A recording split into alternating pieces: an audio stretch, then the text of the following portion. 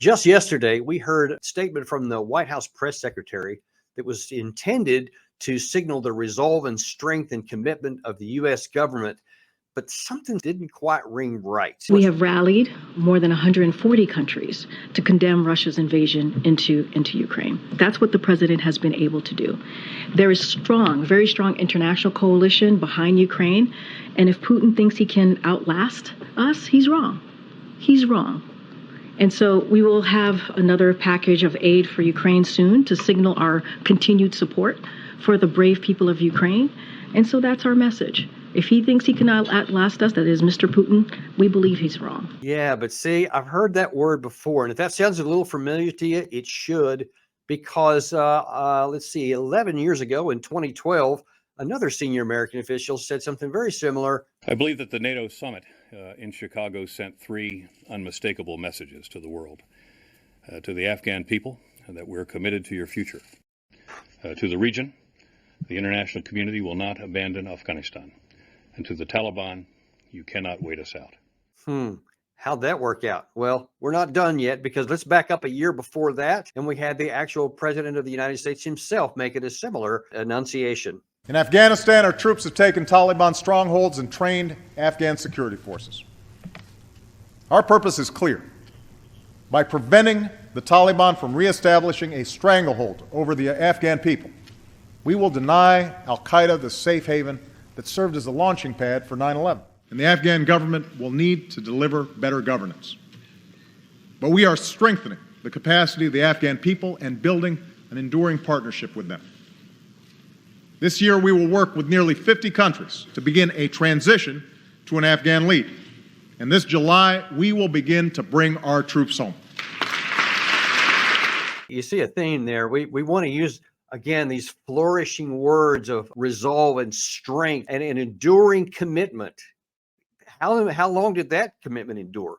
Look, there's some important corollaries between what happened by General Allen there and President Obama, what they both said in 2011 and 2012 about a commitment to the United States. Our adversaries better not think they can outlast us, which is exactly what the press secretary just said yesterday in this current situation with Ukraine and Russia.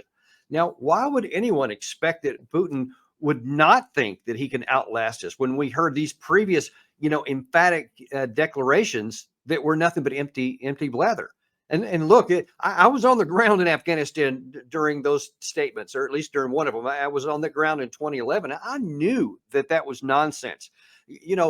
Obama was talking about, the Afghan government has to do a little bit better governance because they were among the most corrupt nations in the world. As it turns out, almost as corrupt as the Ukraine government is today. And we know there's all kinds of reports out, even in the last couple of days, about significant corruption of the Ukrainian government.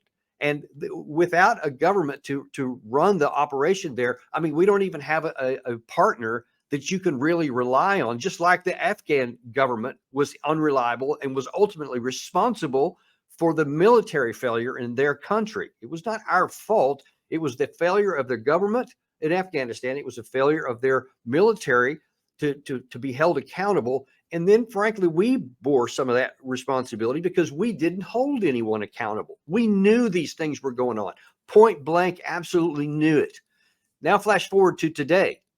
The White House and their senior advisors have to know that the Ukrainian government is extremely corrupt, that the Ukrainian military is spent. They are incredibly brave and have performed remarkably well. And I don't shy from saying that in the least. They have outperformed everybody's expectations. But you're asking them to do something that's beyond their capacity. And now then, the more we ask them to do things that are beyond their capacity, it's no longer a positive thing in helping them. It's actually supporting the continuation of something that's killing them. So when you hear our senior government officials, and even especially if it later comes from the president himself, talking about our resolve and how Putin better not think that he can outlast us, there's every reason in the world for Putin to believe that, because he's seen it. He's seen it recently, and he's seen it in other cases as well. I wish that this were the only one. But there's also reason to believe that our firm convictions are not based on firm reality, because there is very great reason to question whether the Ukraine military can hold on, even if they don't collapse and just give up like the Afghan military did. Even if they stay firm, it's not completely sure that they're going to be able to remain cohesion as the war goes forward and their casualties continue to rise. And our government should take that into consideration before we continue to put our credibility on the line of what we're going to do and what kind of outcomes we seek and all those kinds of things together. That's very important, because I can point right now to the problem that we had because of our obviously vacant words that we used in Afghanistan, and how that could well be influencing Putin to say, no, I think that your resolve is not good, especially on something that's not directly tied to your national security, as he knows it's not. And then, of course, if we do the same thing here, and if this, again, despite all of these claims of we're going to stick around and are resolve and all that, and then if this also falls apart like the Afghan situation did, what do you think future adversaries are going to do?